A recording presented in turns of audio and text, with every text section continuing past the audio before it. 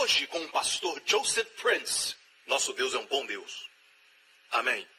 Eu quero ler um testemunho muito precioso e eu li somente ontem, quando o escritório mandou para mim. É um jovem precioso da Indonésia. E ele diz: por 10 anos, desde 1998, eu fui viciado em uma droga muito perigosa conhecida como Ice, ou chamada também de Crystal Meth. Em 2008, aceitei a Cristo através de um amigo e fui batizado. Eu desejei conhecer a Cristo de uma forma mais profunda, e quando eu foquei aprender mais sobre Ele através da Bíblia, muitas coisas boas aconteceram na minha vida. Além da restauração da minha vida familiar e da minha vida financeira, eu também me encontrei livre de todo o vício. E quantos aqui descobrem que por um tempo o seu caminhar com Deus está bem? Você aceita a Cristo e as coisas começam a ficar bem com você e acontecer. Amém? Tudo parece prosperar e o diabo vem e ataca. Só quero que saiba que esse jovem é como qualquer outro jovem. Amém? Só porque nasceu de novo não quer dizer que não vai ser tentado. Então ele diz: em setembro de 2013, eu fui a uma festa de aniversário de um amigo e muitos amigos estavam usando drogas naquela festa e eventualmente eu sucumbi e usei drogas de novo. Dessa vez o desejo foi mais forte e eu consumi essa droga diariamente. Eu tentei vencer e parar com esse vício e consertar minha vida com Deus, mas não conseguia. É o que acontece com pessoas que fumam ou têm qualquer outro tipo de vício. Eles dizem que podem, mas quanto mais tentam, eles descobrem que não podem. No começo parecia que nada melhorava, mas eu continuava confessando o poder de Deus sobre o meu vício. E um dia eu escutei o pastor Prince citar Isaías, capítulo 60, verso 1. Levanta-te e resplandece, porque vem a tua luz, e a glória do Senhor vai nascendo sobre ti, no sermão intitulado, entrando numa maior glória de Deus. O pastor Prince diz que era o ano da glória maior de Deus, e o que desejássemos de Deus, Ele faria por nós. Eu clamei a Deus e orei. Instantaneamente, eu senti uma sensação calorosa no meu coração. No próximo dia, eu acordei sem nenhum desejo de usar a droga. Então descobri que o meu vício se foi. Deus transformou minha vida. Eu tirei todas as drogas do lugar onde eu tinha escondido e joguei no vaso e dei descarga. Desde abril de 2014, eu não tenho tido nenhum desejo de usar drogas de novo. Até mesmo quando as pessoas me ofereceram essas drogas de graça. Eu rejeitei a oferta deles e orei para que eles também fossem libertos dos seus vícios. Obrigado, pastor Prince, porque os seus ensinamentos são estabelecidos no fundamento de que eu sou a justiça de Deus em Cristo e Jesus é a chave do sucesso que eu tenho visto na minha vida hoje. Eu oro para que Deus mande mais pastores como você para a Indonésia, para pregar o evangelho da graça. Glória a Deus, glória a Deus, glória a Deus, glória a Deus.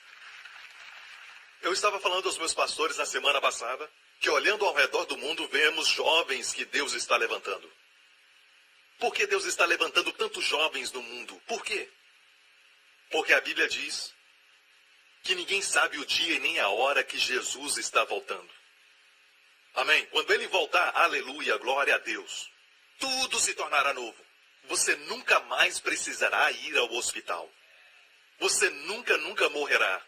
Você nunca mais sentirá luto ou dor ou lamento e não haverá mais lágrimas. Nunca mais. Eu disse nunca mais, que é muito tempo. Você vai ter um novo corpo, aleluia. Amém. A Bíblia diz que o leão deitará com o cordeiro e o leopardo deitará com o cabrito.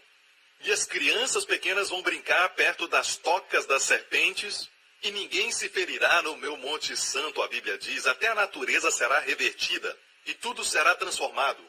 E não existirá nada para machucar ou destruir, a Bíblia diz. E estamos esperando o reinado de Jesus na terra, onde tudo isso será possível durante o reinado milenar de Cristo na terra. Amém? E a Bíblia diz que vai acontecer no final de 7 anos. E antes desses 7 anos, o livro do Apocalipse diz que o Senhor Jesus voltará para nós. E isso é chamado de arrebatamento. O arrebatamento não é a segunda vinda de Cristo. Algumas pessoas colocam os dois juntos como um mesmo evento, mas não são.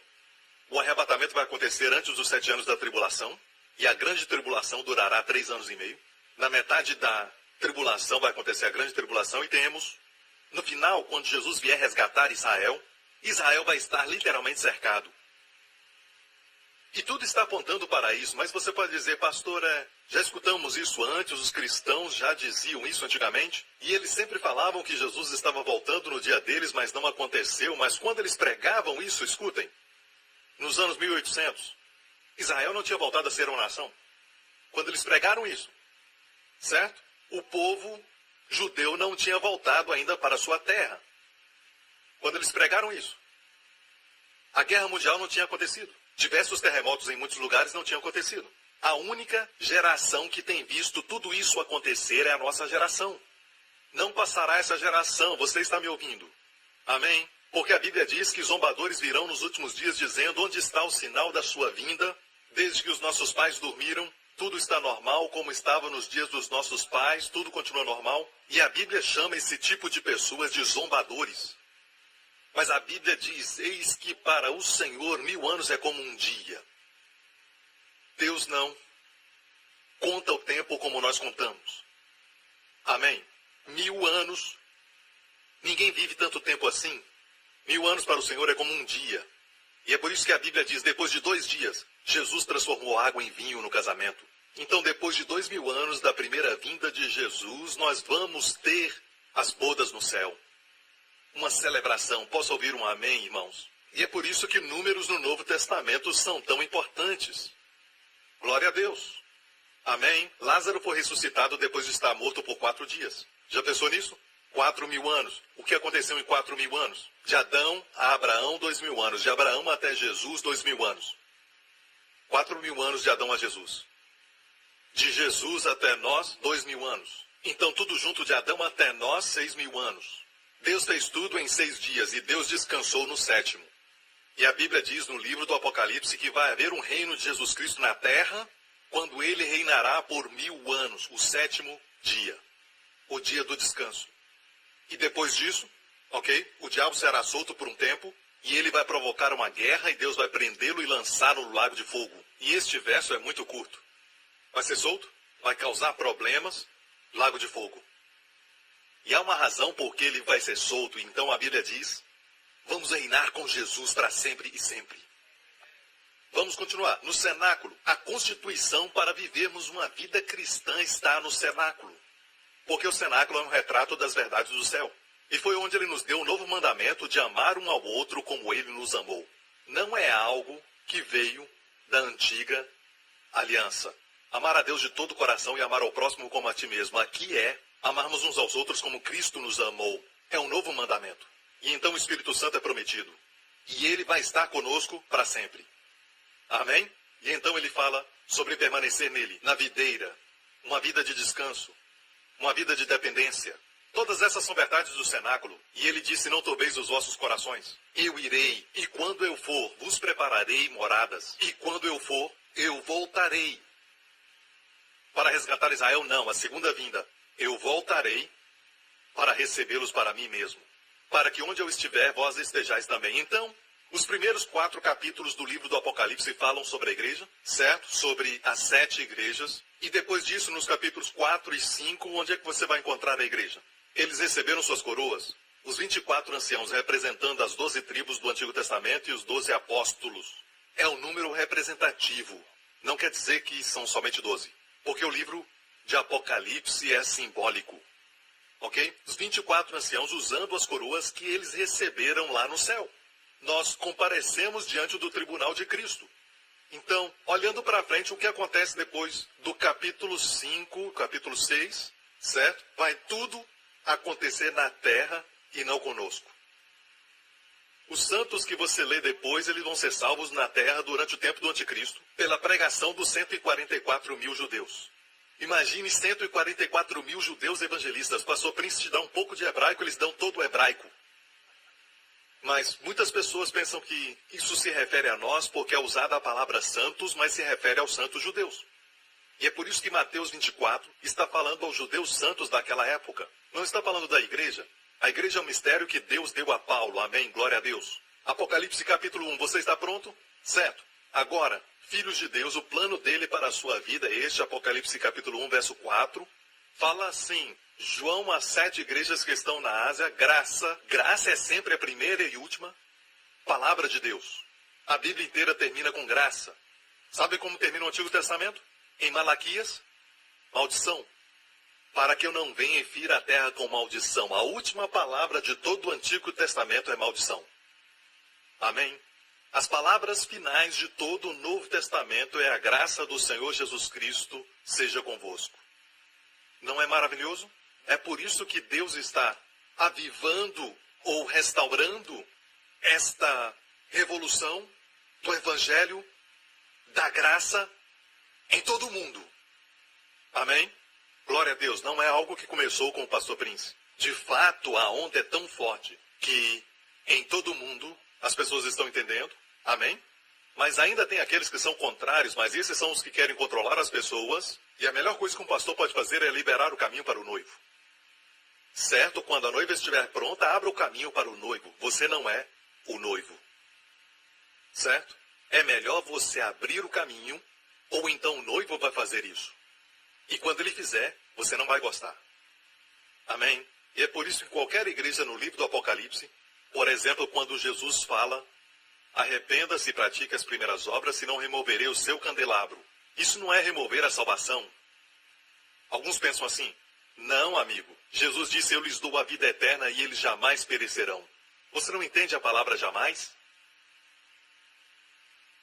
Se ele não nos tivesse dado a vida eterna, poderíamos perder a vida eterna no próximo pecado, no próximo dia, próximo mês, próximo ano. Então não podia se chamar vida eterna. Mas ele disse, eu lhes dou a vida eterna, João 10, e eles jamais perecerão. Mas a igreja é um castiçal.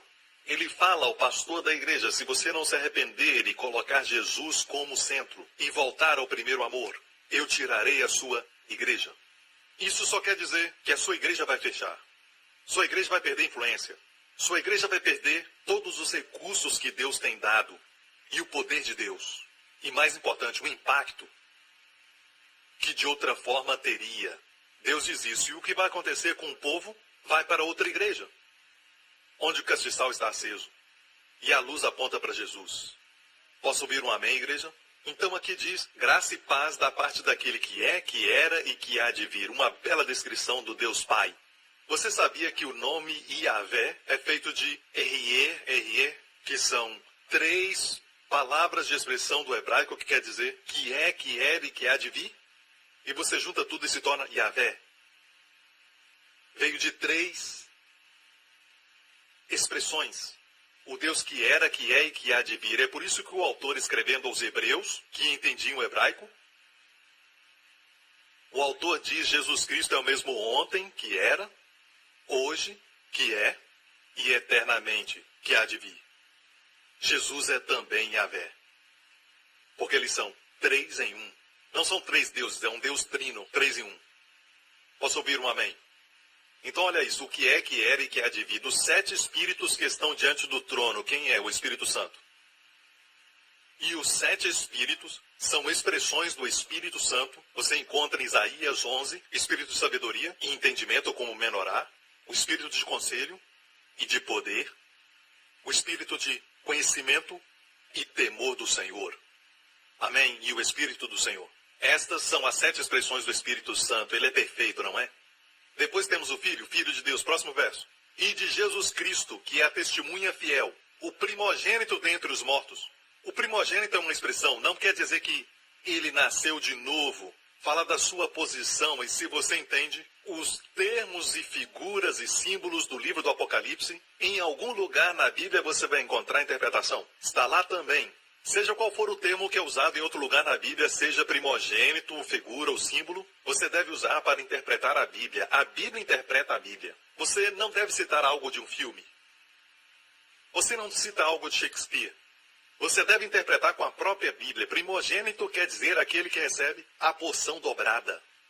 Amém? Ele é o Filho, Jesus é o Filho de Deus. E você também é um Filho de Deus. E eu recentemente ouvi algo de alguém num programa de televisão dizendo que você e eu somos igualmente filhos de Deus, certo? Mas a maneira como ele se expressou é que estamos em pé de igualdade com o Senhor Jesus. Mas eu quero dizer que ele tem uma posição de preeminência em todas as coisas.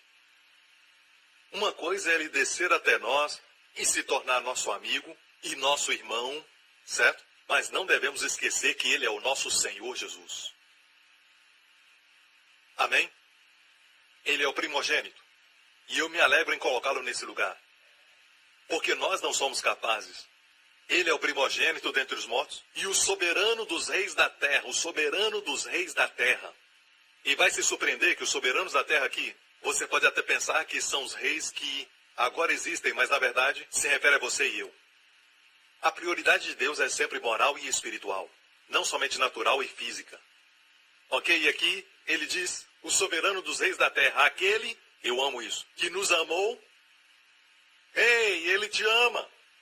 A coisa número 1 que o diabo quer remover da sua vida é a certeza que você é amado. E é por isso que quando Jesus foi batizado no Rio Jordão, o Pai abriu os céus para ele. Eu amo essa expressão. O Pai disse, tu és meu filho amado em quem me comprazo. Tu és meu filho amado.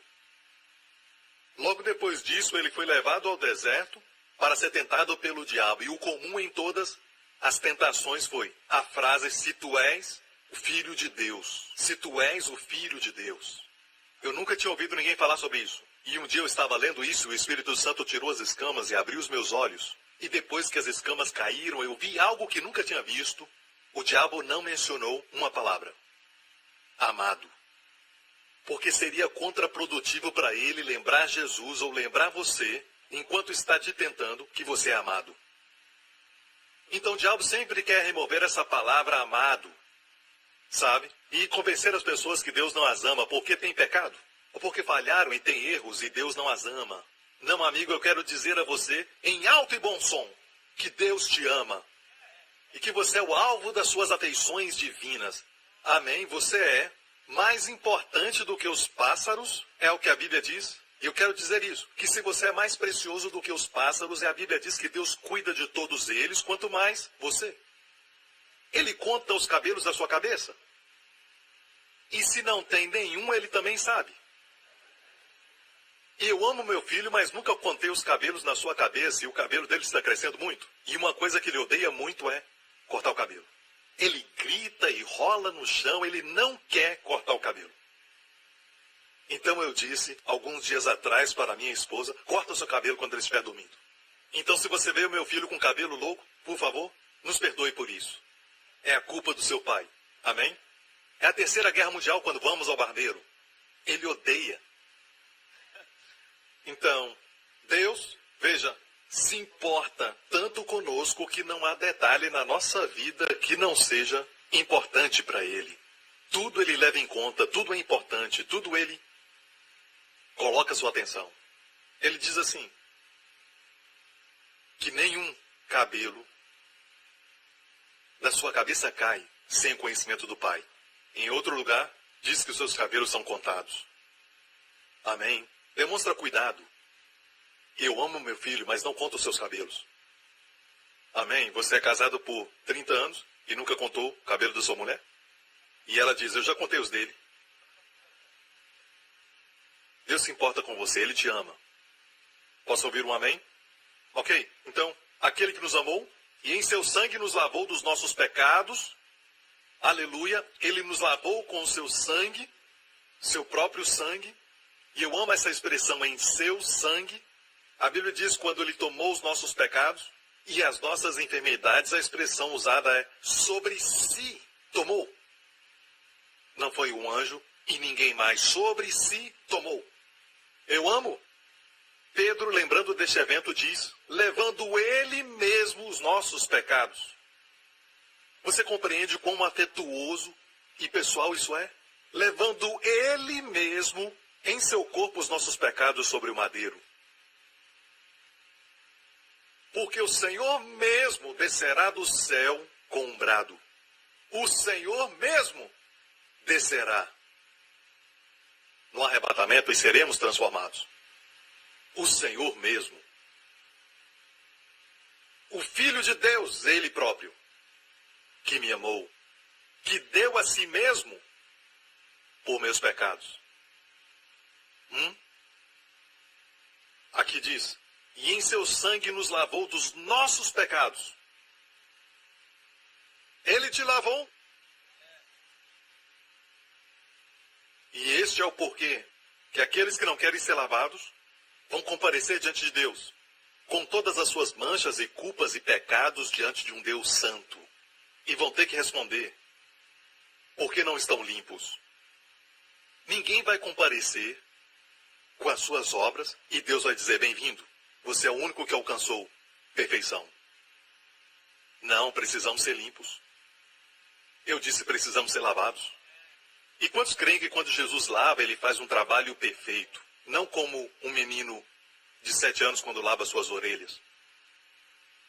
Quantos creem que quando Jesus te lavou, fez um bom trabalho? Quem te lavou? Você lavou a si mesmo? Não. Aquele que nos amou e em seu sangue nos lavou. Se ele te lavou, você está limpo. Você está limpo. E nos fez o quê? Reis e sacerdotes. E eu quero focar nisso. Reis e sacerdotes. Ele é o príncipe dos reis da terra. Ele é o soberano dos reis da terra. Amém? O soberano dos reis da terra. E essa frase, em outra versão, diz o príncipe dos reis da terra. Amém? Pedro pregou no livro de Atos e Pedro disse a Israel, Deus o fez príncipe e salvador. Deus o fez príncipe e salvador. Eu amo essa expressão. Deus nos fez o quê? Reis e sacerdotes. Para Deus e seu Pai, a Ele glória e poder para todos sempre. O livro do Apocalipse é um livro que, quando você lê, você é abençoado. Nós também somos abençoados lendo os outros livros, mas é o único livro que fala abertamente, de forma clara, que se ler vai ser abençoado. Então leia o livro agora mesmo rapidamente. Não todos os 22 capítulos, mas o verso 1. Revelação de Jesus Cristo, a qual Deus lhe deu. Deixa eu te falar isso, amigo. Não é revelação do anticristo, não é revelação do dragão, não é revelação da marca da besta, não é revelação do 666, é revelação de Jesus Cristo. Então o que você lê nesse livro não é sobre Satanás, não é sobre sua gangue ou a besta de 7 cabeças, certo? É sobre Jesus Cristo, a revelação de Jesus, a qual Deus lhe deu para mostrar aos seus servos. As coisas que brevemente devem acontecer, e pelo seu anjo as enviou e notificou a João, seu servo. Existem alguns números que são de Deus, o 7, por exemplo, que geralmente é divino, mas pode ser usado para o mal, como as 7 cabeças da besta, certo? Mas 7 é o número da perfeição. 3 é o número da manifestação. No 3º dia a terra seca apareceu, surgiu, manifestou. Essa foi a 3ª vez que Jesus se mostrou aos discípulos depois de ressuscitar dos mortos, João 21. Certo? Foi a 3ª vez que Jesus se mostrou. Então o número 3 é o número da manifestação. O dia da ressurreição foi o 3º dia, Jesus se manifestou. Saiu do sepulcro. Olhe para o número 7 e o 3. E o número 7 é usado mais de 50 vezes no livro do Apocalipse somente. E o número 3. Olha para cá. Você ama números? Não vai jogar esses números, ok? Não é para jogar. Mas gosta de números? Eu vou mostrar a perfeição deste livro. Olha aqui. Certo? Deus enviou e notificou essa revelação. Olha a palavra notificou, que também quer dizer sinalizar. Que quer dizer o quê? O livro do Apocalipse é um livro de sinais e símbolos. Mas alguns dizem que é totalmente simbólico e quer dizer não há futuro, não há anticristo, existe anticristo. E os símbolos devem ser traduzidos dos outros símbolos dos outros livros da Bíblia. No próximo programa, você deve confiar em Deus para trazer ordem, prosperidade, bênçãos. Eu não estou falando só de prosperidade financeira aqui, eu estou falando de prosperidade espiritual em toda a área da sua vida. Posso ouvir um amém? Obrigado por sintonizar no programa de hoje. Esperamos que tenha sido uma bênção para a sua vida. Para mais informações sobre o programa da Igreja New Creation, acesse o site ncctv.org.sg. Lá você poderá se inscrever para receber um devocional diário do pastor Joseph Prince. Seja incentivado e fortalecido todos os dias e saiba o quanto Deus lhe ama através desses devocionais. Acreditamos que seu dízimo pertence à igreja que você frequenta e oramos para que você seja grandemente abençoado, altamente favorecido e profundamente amado.